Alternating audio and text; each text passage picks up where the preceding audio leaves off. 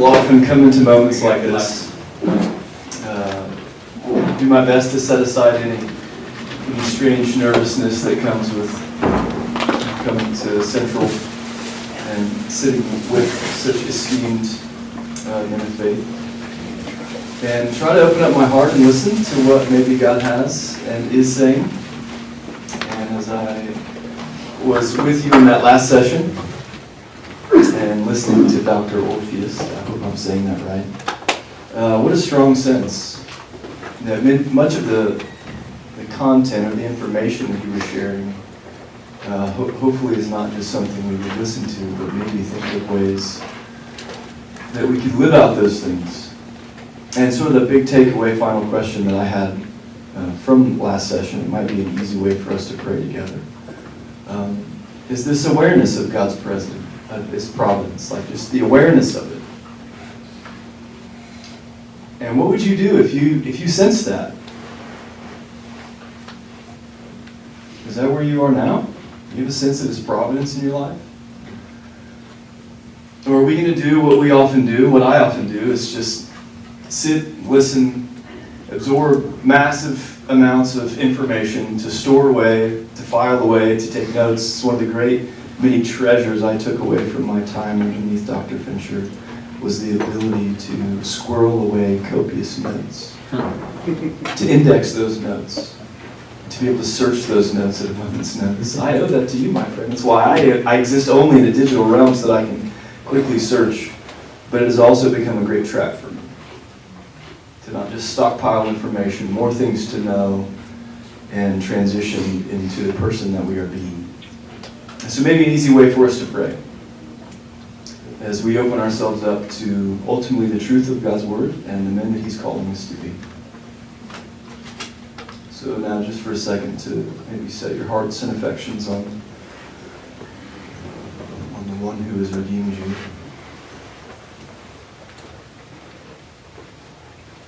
I like that verse in Psalm 16. He would say, continually set the Lord before me.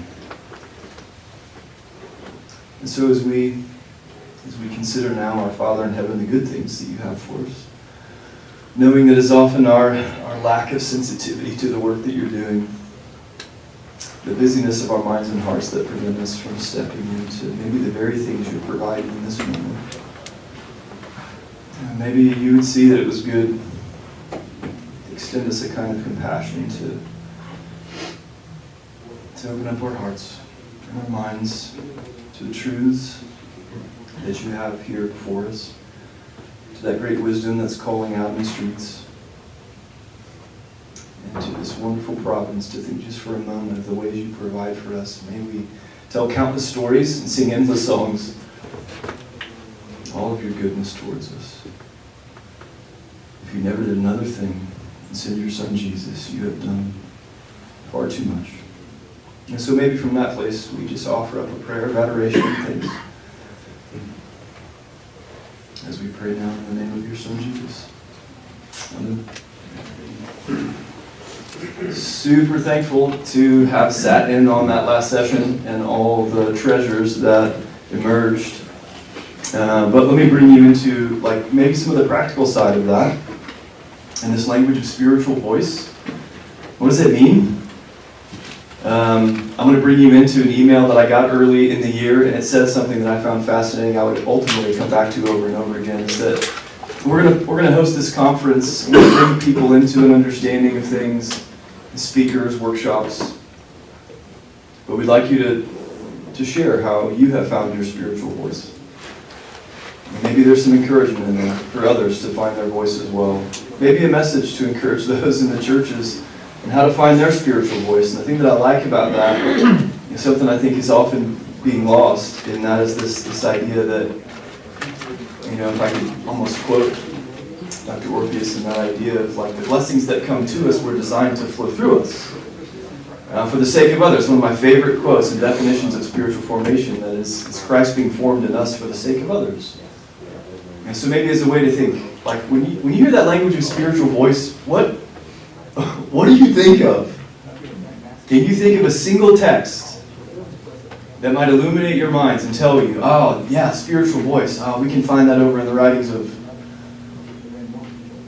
Can you think of one? So maybe a good place to start. Wait, hold on a second. How am I going to find my spiritual voice? Wait, what is my spiritual voice? What is a spiritual voice? How would you even define that? Somebody comes to you and asks you, how might I find my spiritual voice? What are you going to say to them? What are you going to turn to? You're going to run to a teaching of Jesus? You're going to say, let's open up the Gospel of John, because there's this beautiful teaching. And maybe, like, how would we even know that? How would you even know what that is? So maybe something to consider. I often will use that teaching style of Jesus and asking questions just as a way to get below the surface of things, maybe to consider what does even any of that mean? So if you ask those questions, I'm there with you. But to answer those questions, let's imagine some answers to those questions, and maybe whatever that looks like for you is our sort of destination. We're going to start somewhere vastly different. So just imagine we'll just lay out a quick roadmap, and spiritual voice may be the destination, but where are we starting from? And my favorite, I read this years ago, I think maybe at the behest of Dr. Fincher, this a great company, Franklin Covey, 4 Disciplines of Execution. They use this little strategy. Anytime you're trying to accomplish things, X variable to Y, the next variable by when. Most things fall into that category. So we've defined the Y. Now let's look at X. And the when we don't actually get to choose. That, I would say that is the beautiful role of the work of God's Spirit. So we're going to start on X. We're going to start very far away from our destination. And I want to just challenge you to consider, why is it you call the community of faith that you serve in, you worship in, you lead, or that you're a part of, why is that your church home? Like, if you had to come up with some reasons why, what would those be?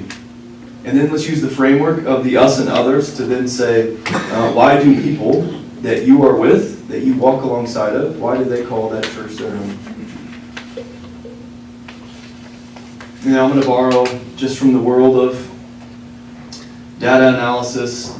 It's the wonder of living in our age today. We love to study, it seems, everything, and the motives behind why people do certain things. And there's great companies that help us to pierce into some of that, a multitude of consultants who would help us usher in this idea of why we go to the places that we go and why we call those home. And so I'm just going to pull from that and lump it into just a couple main categories as a maybe a helpful path forward. And so if we were to just think of this as our churches, the places where we serve and call our homes, we would say, and I think you would find agreement not just with the data but just in our own practices, that many people consider that place their church home because it is a place to them. Most people attend churches within a 5-mile radius, depending on where you are, of course. And that's definitely true for our location. Nearly everybody who goes to Forum lives within a 5-mile radius of us. More present in urban areas than rural. But also think that that's the place where we got married, or that's the place where mom and dad have always gone, or that's the place that I grew up. If I talk about a home church, I talk about 2 churches, one that I grew up in and one that I serve in. And the place is really relevant. The location, the sights, the sounds, and the smells, all of that leads into people calling church home. I like some of that research that came out of the Billy Graham Institute a few years ago. Ed Stetzer sort of led the helm on that. And there's just this idea that there are people who go to church a few times in their life and have a church home that they would consider. That's the church that I go to. And it has everything to do with the place. So as we think about heading out into the future and where we're going ultimately in this idea of finding our spiritual voice, first let's maybe look at where we are and why we're there. Now, for the vast majority of us, we are in the places that we are in now and call those our church homes because of the people that go there. This is because you were raised in that church, or you have friends in that church, or you were invited into that church. We could look at some of that research that says the people closest to you in your life, over 80% of the time will go with you to the things you invite them to. So you invite them into your local faith community. Those closest to you will often accept that invitation, just because of you. As we continue to hear people talk about why they come to our local context of ministry there in Columbia, it is often at the invitation of the people in their life. We find connection with people in community. Now we find people that think and feel and act like us, and that becomes our church home. And we're in sort of a unique season of life and ministry where many people are going to churches today because of the programs that they offer. We are in a consumer model, and so that makes a lot of sense to me, that if you offer certain things for kids, I can think of many conversations I have with people that visit our church. They're here because of the kids program. They want their kids to be around good moral people, not because they believe in Jesus. I've been meeting with a guy now for years. He would call himself a Christian, yet would not call Jesus his Lord. Yeah, there's a lot of those people. And so how do we walk with them in that? How do we help them go from just program ministry to maybe something a little bit deeper? So whether it's, we have a 55 plus community at Forum, it's over 300 people. There are people coming to our church because we minister and have opportunities for people in that senior stage of life. I get that. So from kids all the way up, find a place to fit. What does the church have for me? It becomes more like a grocery store than it does a community of faith. But that's the reality of where we're at. But then, as many as you know this, many people go to their local church because of the personality of the preacher, personality of the minister, the personality of that ministry, the voice that's coming out of that place. So as we consider, why do you go to the place that you go? It might fall up underneath one of these.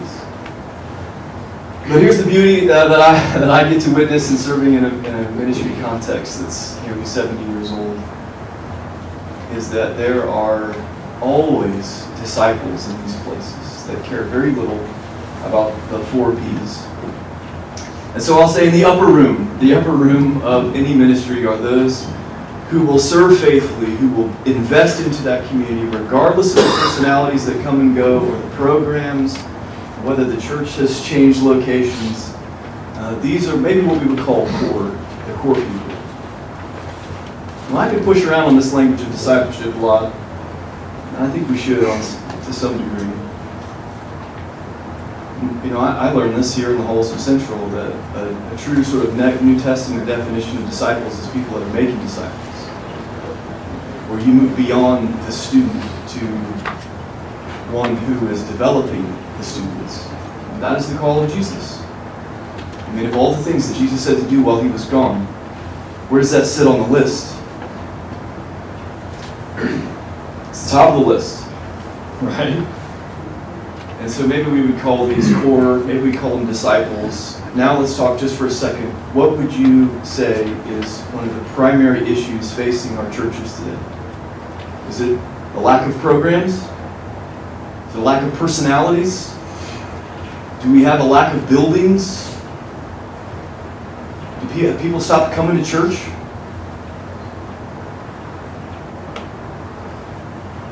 Do we have multiplying disciples? Generationally going? Has there been a breakdown? Have you ever thought why? Why is that? We are deeply concerned about this. I would say we're stepping into an area of my passion, an area of my sorrow, an area that, as a man of faith, as a father, and as a husband, I serve in a local community. Where are the disciples?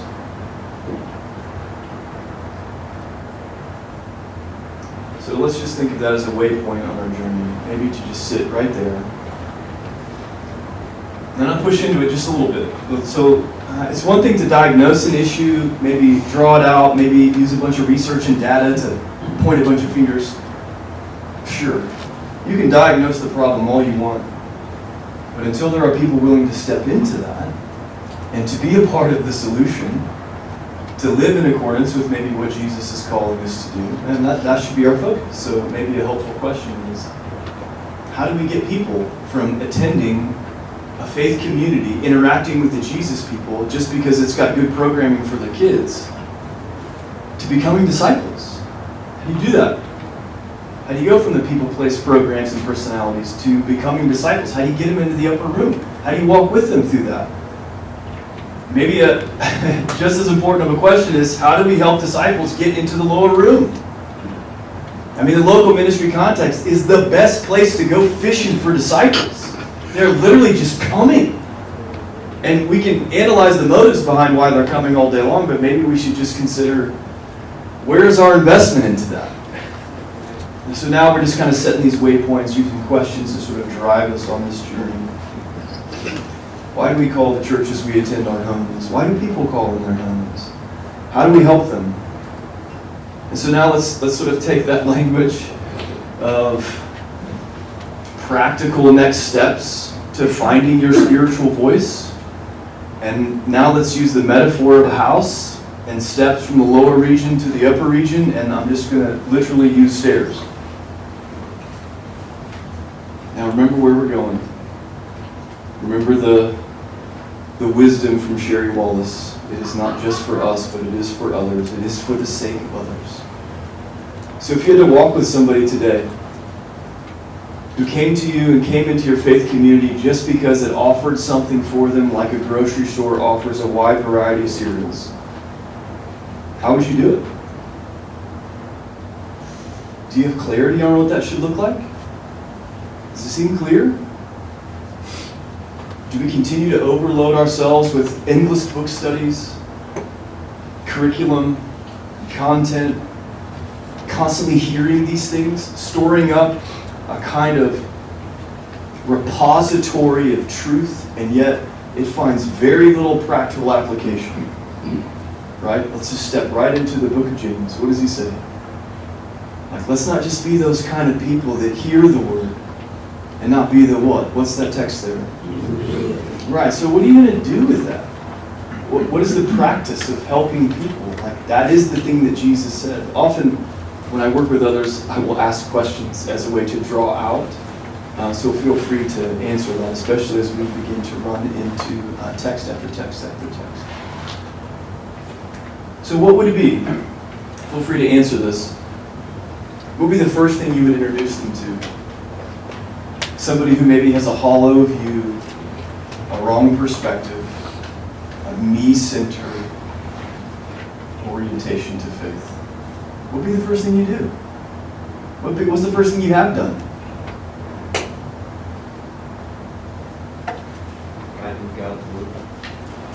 Right. You're gonna introduce them to a kind of truth that literally has shaped the entire universe, that is woven into your DNA. It is a interaction with a kind of truth that stands in such stark contrast to what we hear and what we see and what we see practiced everywhere else but. And as we think about it, engaging people with the truth that comes from Jesus, truth is a person, right? Like when Jesus talked about truth, was he just talking about a set of propositional statements that aligned and corresponded with reality? Can you remember what he said? What did he say? I am the truth. Like, it's me. What's the way back? How do you find restoration and healing for your soul? It's to a person, right? Do you remember what they asked him there? They're like, I'm going to this place, you guys. They're like, well, show us the way. What does he say to them? Yeah, it's me. Like, I am 63 Highway. I am the path back to God. So we're helping people interact with that reality, and I think we need to start making a distinction between those who believe and those who have faith. And though that word is often interchangeable within the text, I think, let's go back to the book of James. He makes a clear distinction there. He's like, do you remember what he says? Like, who believes and shudders? Even the demons. So there's an alignment with these statements of truth, but it has zero impact. Like, it isn't I'll never forget this, just, 100 feet away from here, a professor pounding on a desk saying faith is a whole-souled trust in the promises of God. It's this all-encompassing embracement of a kingdom that radically transforms you. That's what faith looks like according to this New Testament concept. It wasn't just, I believe all these things. Can you think of the primary people that had all those boxes checked, aligned with all the statements of truth, and yet their hearts were the furthest from God. Those were the religious people, the most pious ones of all. So maybe a distinction between just believing in statements of truth. I think we have a lot of people who would agree with doctrinal statements, but there is no saturation into their life. And I would say there's a distinction there. It's getting lost. Maybe we help people step into those realities and then be confronted with this idea of following Jesus as a daily, habitual practice. It's not just this one-time moment, right? That has overtaken modern Christianity in a way that is blinding to me. Well, I did follow Jesus. I said yes to the kingdom. And as my life is a clear picture of being conformed to the image of the world, we hang on to that Jesus like it's a t-shirt. And yet what we invite people into is a hollow experience. Like, is following Jesus something that you just tell people about, or is an experience of transformation you invite them into? Truth is not just propositional statements. It's an experience of transformation. And that language, if you were to just pierce into all of it in the New Testament, it's like that language of following. Can you remember something Jesus said about, unless you are willing to take up your cross and follow me, maybe this way is something you should sit and really consider. Is that, I have a dear friend who would say, you will keep them with what you win them with. If it's about a haze machine and lights and a slick preacher, all you got to do is turn the lights off and get another preacher, and people leave. Well, that's a systemic issue that's caused from other, maybe more deep-seated issues that might have everything to do with what God wants to use us for. It may have something to do with that voice. But we're getting there. Now, let's imagine you begin to interact with somebody in a real practical way, around tables, in living rooms, at your dinner table, and you're exposing them to the truth of Jesus and how it's changed and impacted your life. Not just cracking them over the head with the Bible, standing on the street corner with a bullhorn, showing them truth as it has transformed your life. What would you bring them into? I mean, what like those core tenets of those truths? And if we were to just rest on Jesus, can you think about those core teachings of Jesus? And maybe look at it through the lens of someone who came up to him and tried to trap him and asked him, what's the greatest commandment? What is the thing that should center and anchor our lives according to you, Rabbi? What's your yoke and your teaching, your interpretation, right? There's the trap. Can you remember what he says? Right, so do you remember what he quotes? That's right. He brings them back to Deuteronomy chapter 6, which was like the pulse and the heartbeat of an entire nation. It was all about, it's called this great Shema. Like, hear, O Israel, the Lord our God is one.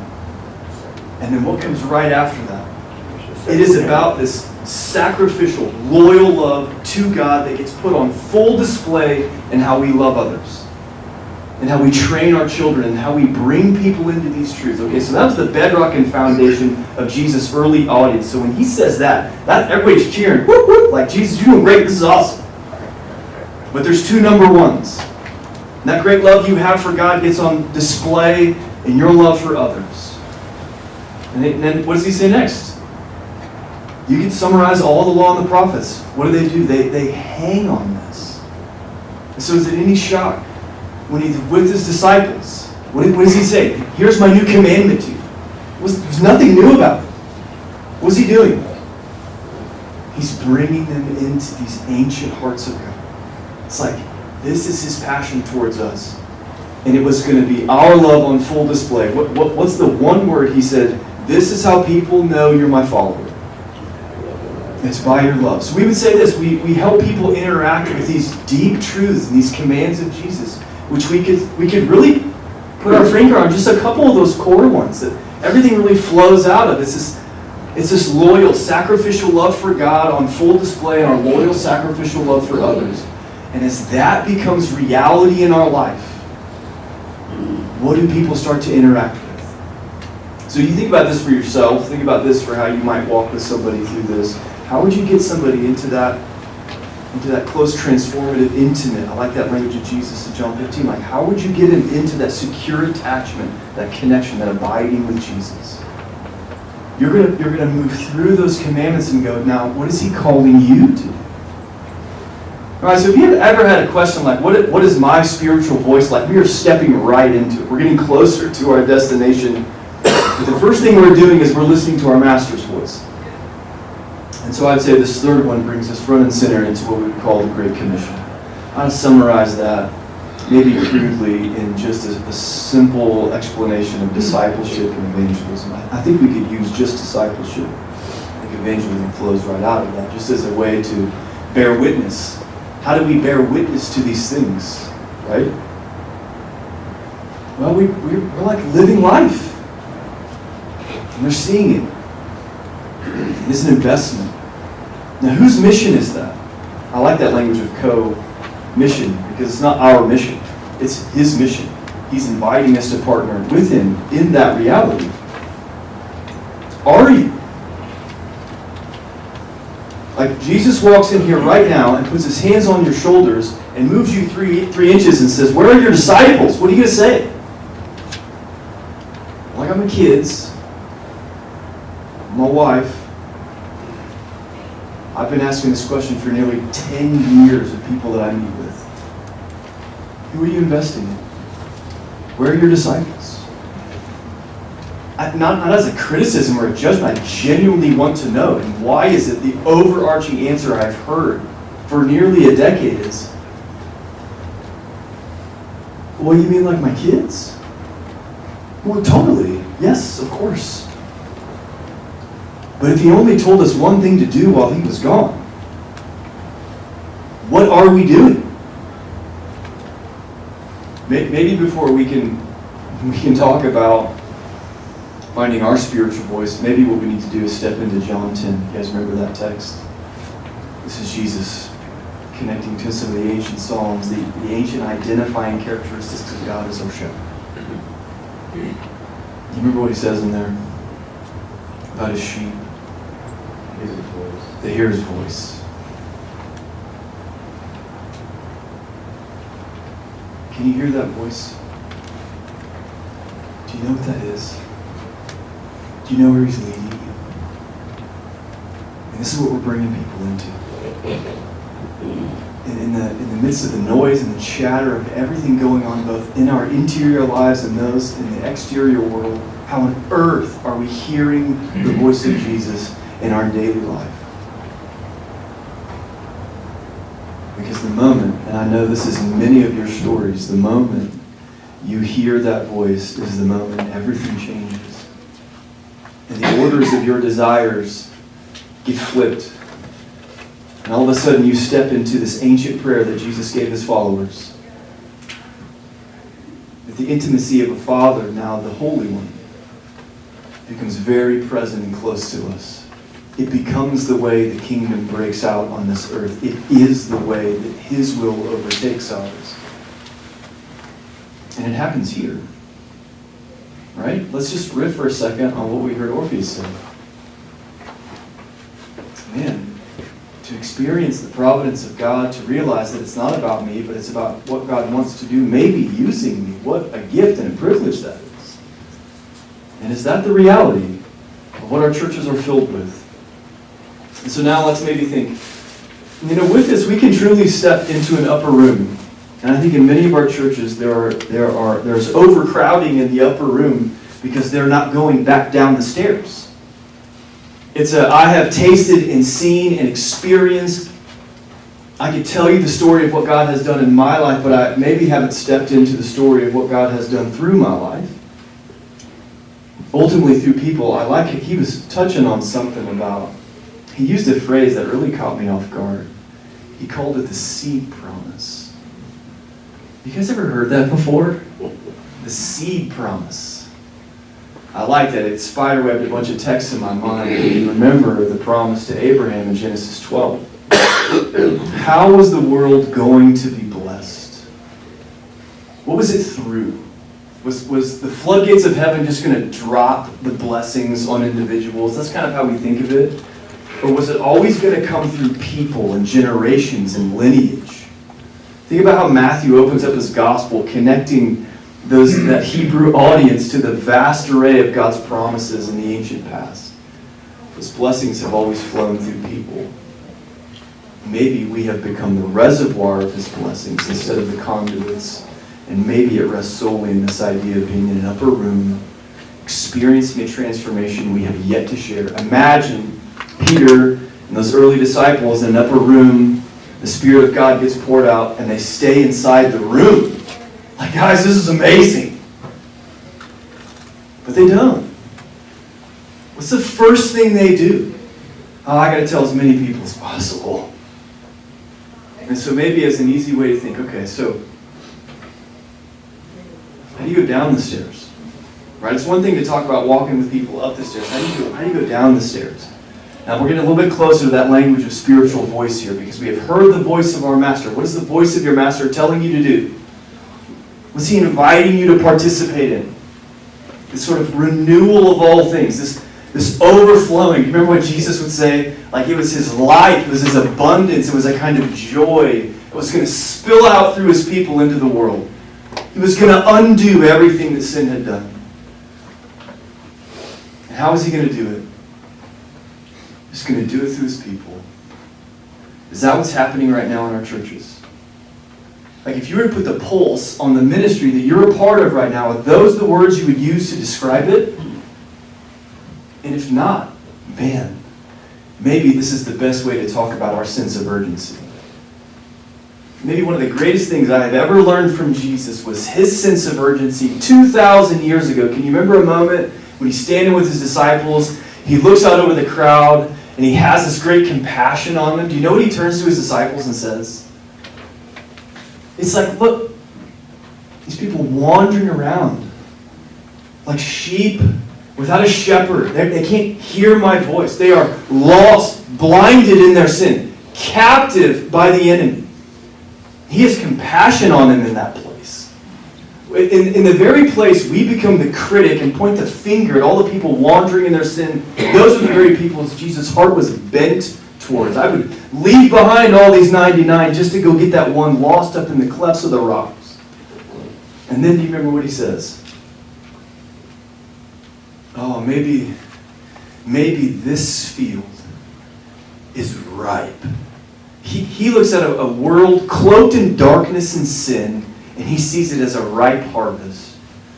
You remember what he says next?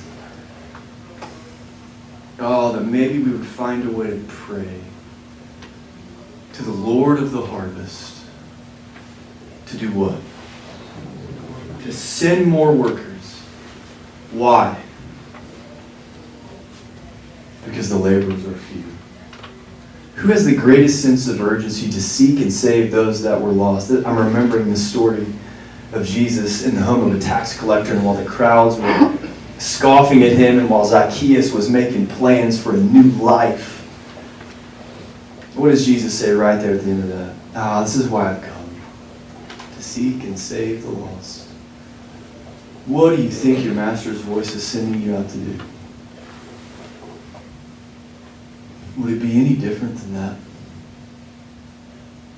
And maybe instead of resting, or falling, or getting apathetic in the condemnation of all the things that we're not, maybe that sense of urgency should just drive us to a level of investment into the lives of the people that God has placed in and around us, almost inadvertently. I mean, this is a beautiful picture of providence. You exist in areas and arenas and in workplaces and in families I will never be a part of. And that is the beautiful diversity of the kingdom. It is how we start stepping into our unique voice as we just reiterate the voice of our Master. It is often difficult, I would say nearly impossible, to find your voice if you have not heard his voice. Now, this is an easy way, a great sense of urgency. And I talk to a lot of guys who are all fired up and amped up about changing the world and making disciples, but are unwilling to take the time away from their building of their own kingdoms to build his kingdom. To even play a part, maybe investing, like what do I need to say no to in terms of my wild passions and fantasies For a life on this earth, to say no to that so that I can say yes to others who are wandering far from the things of God. How much time, how much energy, how many resources would we be willing to sacrifice for those who are far from God? The second step is the same as the command. The investment is the sacrifice. Our love for God on display in what we are willing to do for others. The question comes to us, have we even come down the stairs? And it's one thing to sit with people, to go play golf, to get coffee, to have lunch, to get into small group communities, to take time out on the Sunday gathering to see how things are going. And it's an altogether different one to invite them to a different way of living. And while these, you see the front side of the step as you're walking up, you don't see the front side anymore, but it's the same step. What are you inviting people into? Like yourself, your ministry context, your particular programs, your personality? I mean, okay. Might not be super helpful. I think God in His providence and His sovereignty will use all of it, for sure. But if He's asking us and inviting us to participate, what does it look like? What is that invitation? When was the last time you extended an invitation to share life, not just come to church? I mean, I think that's even becoming difficult for people to even consider. How would I don't know if I want to, I feel like I should invite my coworker, my friend, or my family member, but I don't want to do it in ministry context. I was thinking of this as I was, one of the things we do around Easter is we just try to make it as easy as possible. We create little invite cards about the size of a business card that have all the details on it, so that when you're in conversation, you're like, hey, our family on Easter is just gonna be here. We'd love to see you. Real non-confrontational. Why do we do that? Just to make it easy for people to step into an invitation. That's just to invite them to a gathering to listen to me preach the gospel. I'll take that all day long. But I'd much rather them be invited into your home to see what loving your wife like Jesus loves the church. And that will change people. To watch you training your children in the ways of Jesus is going to change somebody much differently than strapping a microphone to my head and putting a spotlight on me for 45 minutes. Or 50 minutes. That's an inside joke at Foreman, because they yell at me for preaching. Now, let's just talk about, I'm going to advance this forward just a little bit.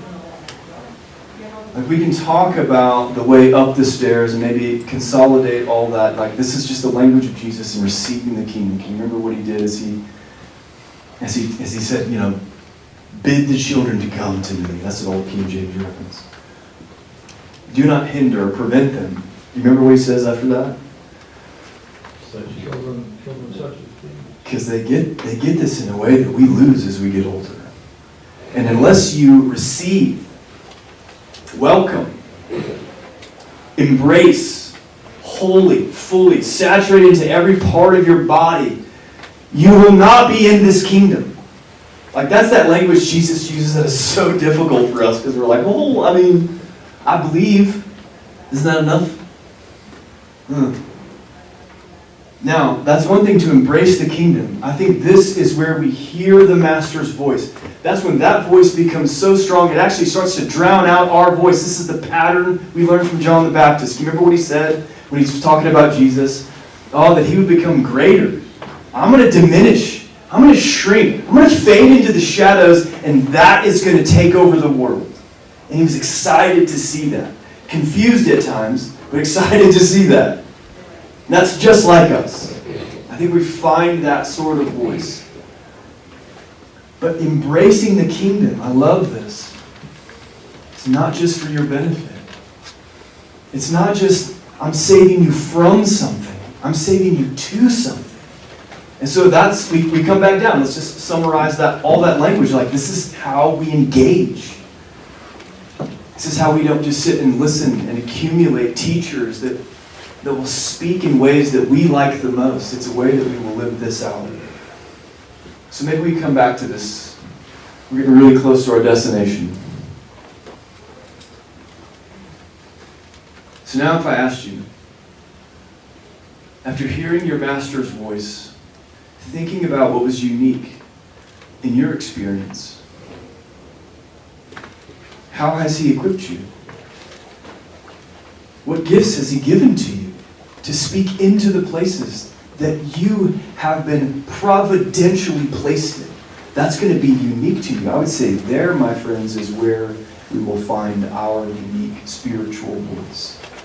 So if I come back to this language, and I want to say, okay, so if this is the voice of the Master, and the voice of the Master is calling me out, what does God do? I love how he charted the course of this pattern we see throughout the Old Testament, long into the New, of God using the most unlikely characters to do the most unlikely things.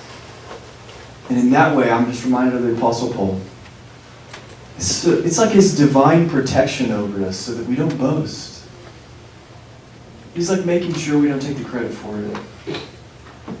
Man, I'm super thankful for that. This is where my story comes in.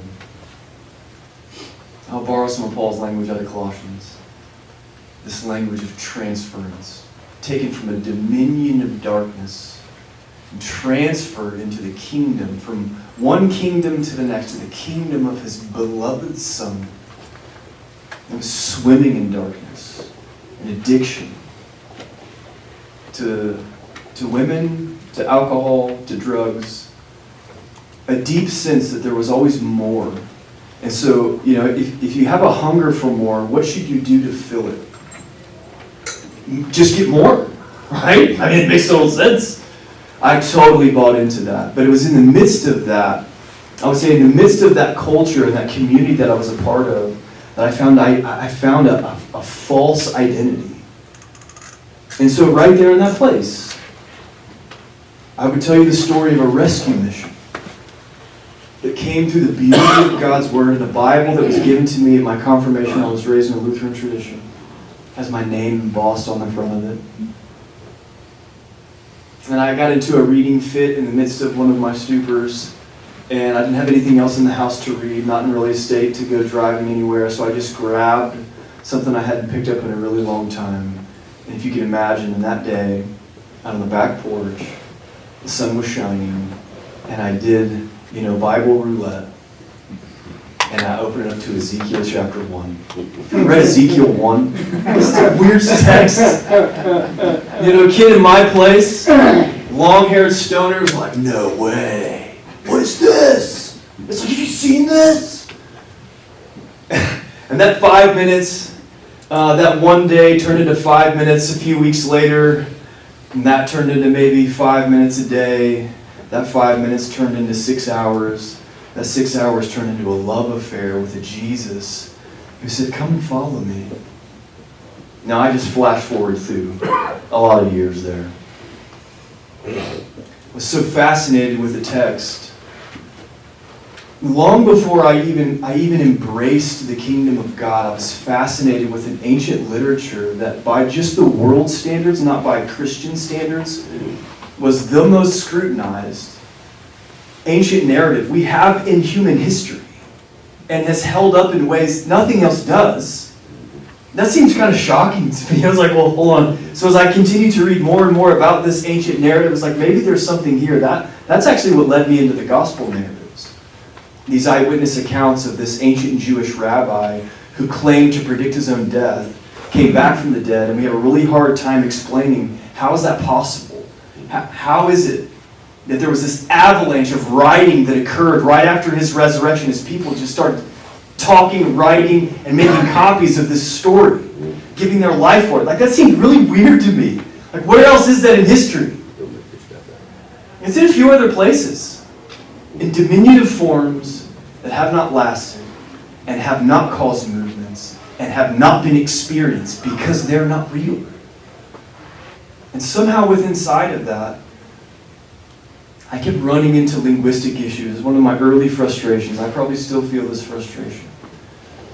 Have you read a book recently that didn't say something to the effect of, well, in the original language, Paul uses a verb form here that means, and you're like, well, hold on a second. So, do I have to know Greek to understand this text?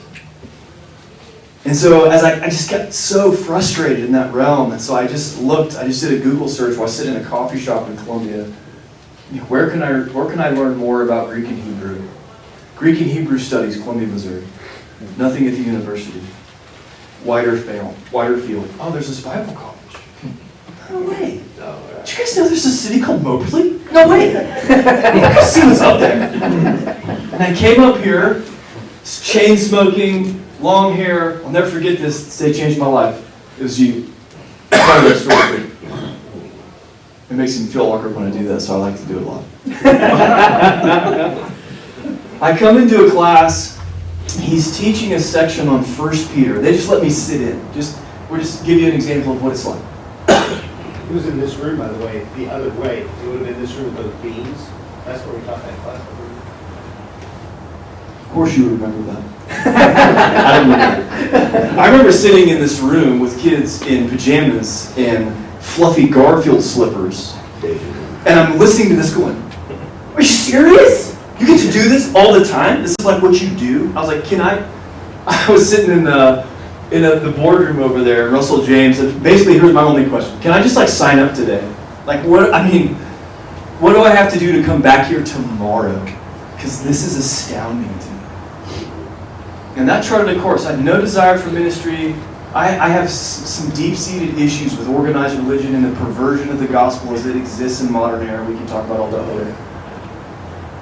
But a deep fascination with this Jesus and the transformation I was experiencing. Not like, you can tell me all these things you want. You can preach this. Oh, I love all that stuff. But it's what's happening.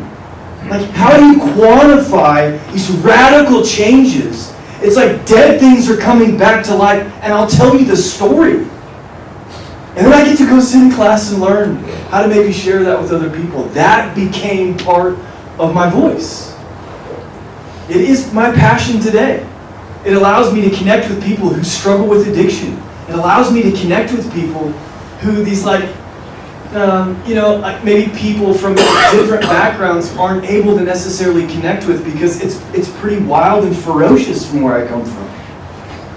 I have a deep sensitivity to people lost in darkness because I remember what it smells like and tastes like. I know what it was like to long for something that nothing would satisfy, but instead of turning to a kind of truth, you turn to everything else. You just turn to more. You find communities that feed your more.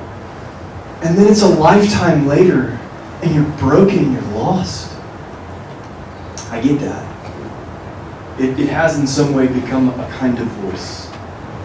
So while I couldn't go into a biblical narrative and say, this is where Paul expounds on what it means to have a spiritual voice, I can go to passages like 2 Timothy 2. That great generational, hey man, these realities are life-changing. And you have to entrust them to others so that they can entrust them to others, so that they can entrust them to others. I tell part of that story as a way to say, man, it is the story of transformation. And it's unique to me. My challenge to you guys is what's unique to you? Because your story isn't my story. And that staircase, that's trademarked by me. So you can't use it. I'm just kidding. It's been a helpful tool for us at Forum to think about where people are. Mike just does.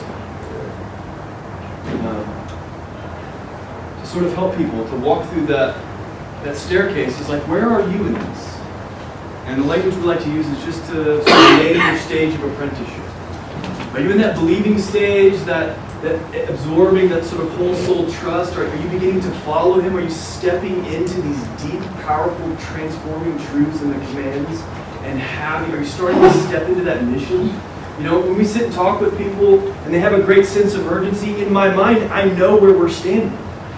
And I know maybe what my next encouragement to them would be. I'm like, where's your investment?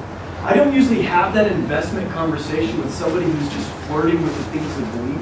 I'm trying to connect them into a community of faith, not just a set of truths about the faith. And so as you think about the stairs and maybe where you're at in that, it's also a helpful tool to kind of figure out where other people are at. And it's also a really helpful way to talk about spiritual gifts. Because the things God has equipped me with are not the things He's equipped you with. I'm thankful for that. We come to the language that Paul uses in 1 Corinthians about the body.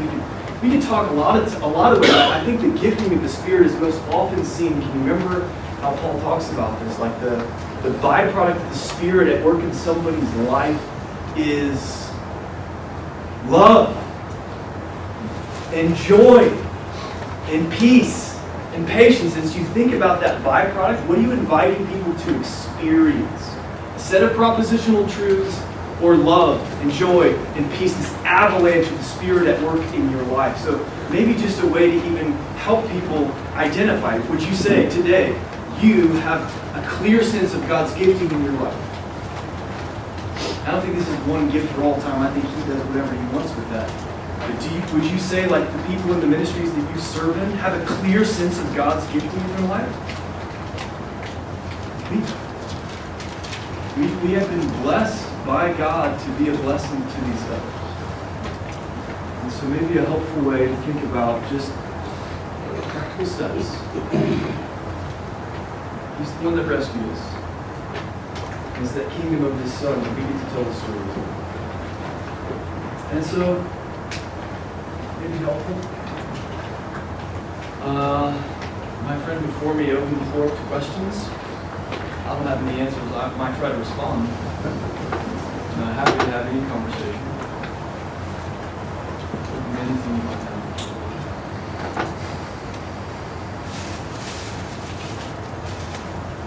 Yes, sir. I don't know if I got everything the way that you wanted, but it just seemed to me like the way you presented it takes a lot of pressure off, because I know that I spent a lot of time in the church looking for people to disciple, trying to find somebody or some people to disciple, but so what? They could be my disciples, and I don't mean that I was necessarily thinking that way, but partially maybe so, where instead now maybe I see that maybe I get a chance to spend a little bit of time discipling somebody, and then he disciples for a little while, and you disciple for a while, because of Jesus' disciples. And I don't know, for me, those things offer a lot of freedom, because maybe we only get 15 minutes in an airport, but we're still playing a role in discipling for Jesus. And, I don't know. I want to ask you a question about this real quick before we close. So, you know the importance of being that person for someone else. Who is that person for you? Was it self-driven mostly, a balance of self-driven and someone in the right spots at the right time, or someone else that really lit the fire, and then you were ready to burn, because you were ready for it. Yeah, early on was my father, primary spiritual mentor. In the garage, sort of the cauldron of my faith was fashioned in Fort Myers. It's also where I walked away from it. Because it was a call, it was a radical call to a life that I wouldn't have articulated it this way. I was like, I don't want to do that. I don't want to define something I'm going to do by what I'm going to give up. That sounds awful. I can do what I want. I'm a 16-year-old kid. That began a journey away from things. My parents were compassionate, prayerful people, and walked with me through that season where it was filled with rebellion. Coming out of that, I was connecting into local communities of faith in the midst of that, exploring, and it was local pastors who would spend copious amounts of time just asking my nonsensical questions and argumentative tones. And so I can think of a couple key pastors there.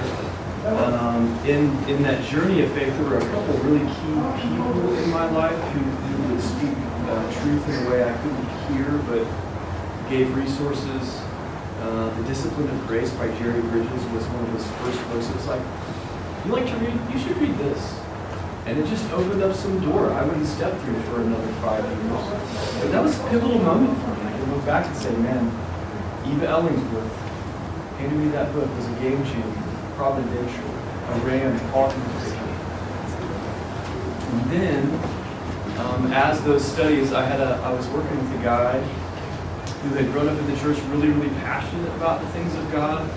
And then when he cried out for God in a moment of this utter anguish, felt God's absence in that place and turned his back on him. And when I met him, would cuss at God in my presence as a joke and laugh. But he had a huge library of resources about original languages and all kinds of stuff. He was like, you want this stuff? I was like, totally. I didn't know that when I went to his house, I would need like 12 boxes. Providence, ram caught in a thicket. That day at a coffee shop. A couple key professors here, super key. David Fincher, Stuart Lee Asian Spiritual Formation. That taught me how to pray the scriptures in a way. That was totally foreign to me. I do the same thing today. John Rawls, probably my sense of urgency today came from him. I'll never forget this moment. He was mad and yelled at me because I said he was all worked up about something, and I was like, dude, what is going on with you? He's like, what's going on with me? What's going on with you? Like, why are more people fired up? You know, he just erupted. I was like, I don't know what you're talking about. Man, I caught something there in that moment. It was like somebody who was drenched in a passion to see others know Jesus, and the current models that we were operating in frustrated him. I caught that, man. I caught that moment right there. And then I jumped out into a local ministry at Forum. My wife and I were members there for a few years, and I just would ask question after question after question. And finally, the senior minister was like, "Why don't you just come in? We'll sit down every Monday. You can ask all your questions." And that turned into a great friendship. He became my primary spiritual mentor for nearly a decade. Key providential relationships. I can't think actually at a moment in my life where there wasn't somebody investing into my life. Long answer. That's great. That's